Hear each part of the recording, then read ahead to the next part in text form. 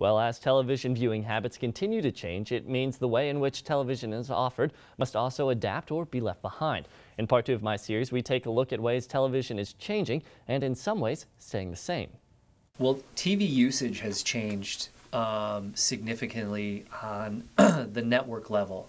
You're starting to see people consume television a little bit differently. Those differences come in part as services like Netflix, Hulu, and other live streaming options become more popular and accessible. So how does that affect how we watch TV?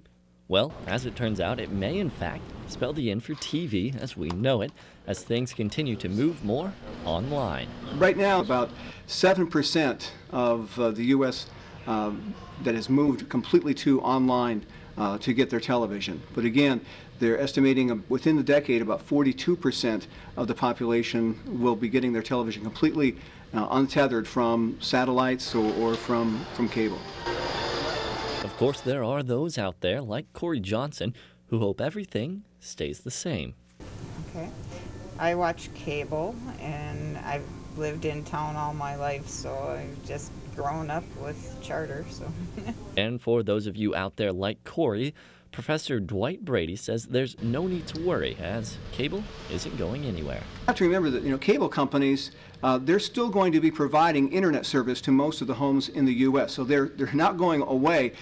Plus, with the millennial unemployment rate currently holding at double the national average, maybe a long wait until they're even financially capable of making the switch to cable.